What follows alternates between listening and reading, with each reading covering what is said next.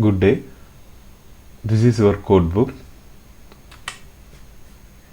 In this Python tutorial, we are going to discuss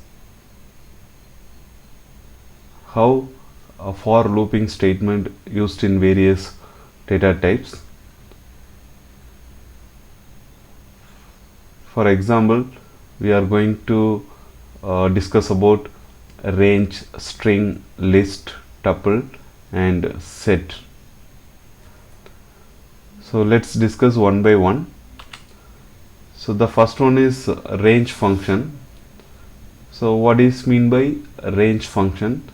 This function is used to iterate over a sequence of numbers. So what is the syntax for range function? So it takes three arguments: start, stop and step. Here the start and step values are optional and stop value is the mandatory one. So in a sequence, what is the starting value? So the first argument defines the what is the starting value, and the second argument stop is defines the what is the end value. So remember, the start value is included in the sequence and stop value is not included in the sequence, and step value is the in a sequence what is the increment value. So default step value is 1, so it is a optional one. So let's discuss this range function with example. So for I in range of, suppose we want to print the numbers from 1 to 10.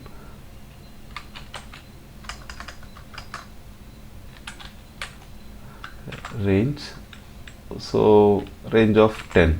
So first I will give only one argument, that is stop value. So print of I. So execute. So look at the output. So the default start value is 0. Remember, the default start value is 0 and the default step value is 1. So the value is incremented by 1. So 0, 1 up to 9. So remember, the stop value is not included in the sequence. Let's change the code again. So now this time, so for I in range of, so if you want to print 0 to 10, you just change this stop value. Now look at the output, 0 to 10. And then next one,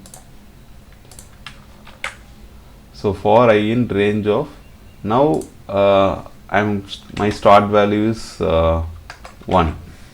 Okay, the start value is 1 and stop value is 11. Now look at the output, so 1 to 10. Okay, if we specified start value in this sequence in the range function, the sequence start from that that particular value. So we got 1 to 10. So another thing is 1, 10. Now let's add step value. I am giving 2. If you are running here, so look at the output, 1, 3, 5, 7, 9. That is the step value. That values are in a sequence, the values are incremented by 2. So 1, the start value is 1. So after that 3, 5, 7, 9. So and then last 9 plus 2, 11. So here the 11 is the end value. So the end value is not included in a sequence. So another example, if I am giving 3, my step value is 3. So look at the output, 1, 4, 7, 10. So this is the another example, and one more example, you can include the step value may be negative. Okay, for example, start from 10 and then 1. Here I am giving -2. So let's see the output. So look at the output, 10, 8, 6, 4, 2. So the start value is 10 and end value is 1, and then step value is -2. So decremented by 2. So 10, 8, 6, 4, 2. So this is the few examples about range function. So in range function, remember this stop value is the mandatory one and start and step values are optional. So this is about the range function used in looping statement. And next one, string. So how we are going to use string data type in looping statement.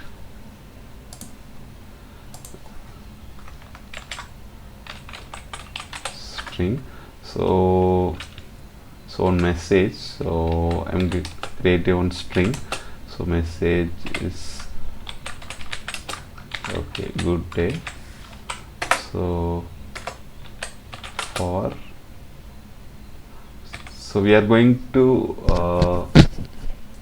take the letters one by one from the string. So my variable name is L.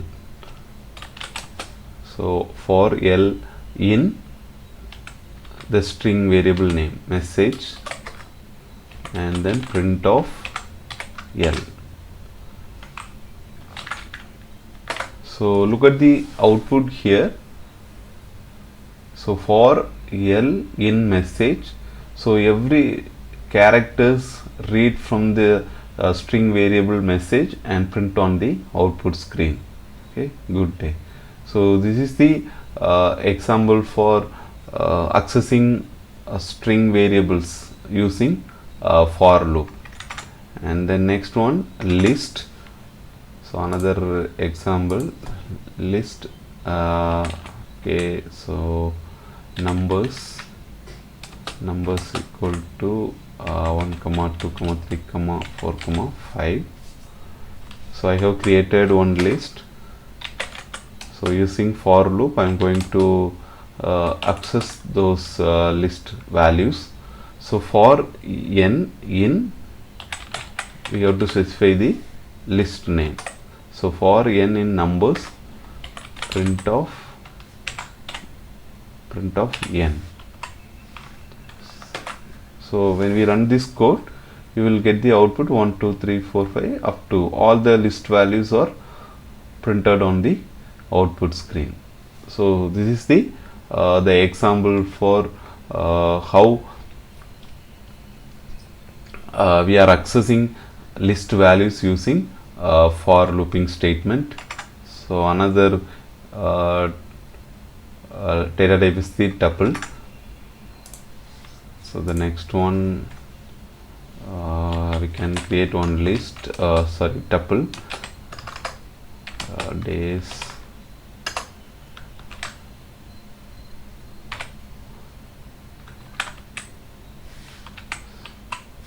So we will create Monday, Tuesday,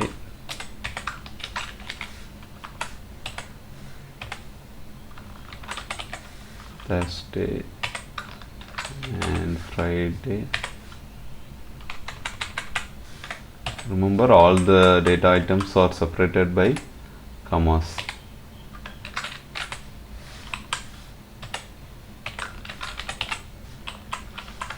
So now I have created one tuple, and then now for D. Okay, so day in the tuple name days and print of day. So let's run this code. So you can see the output.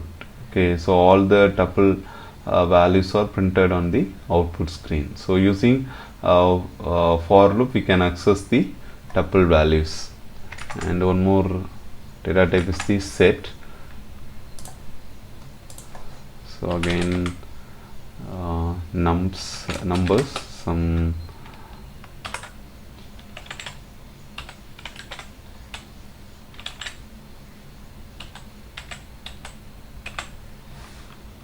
so I have created one set for I in nums.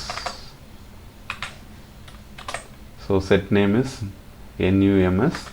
So now print off, the variable name is I, so number of I. So let's run this code. You can see 134, 8, 23, 56. Remember, the set values are unordered, so that's why we got output like 134, 8, 23, 56.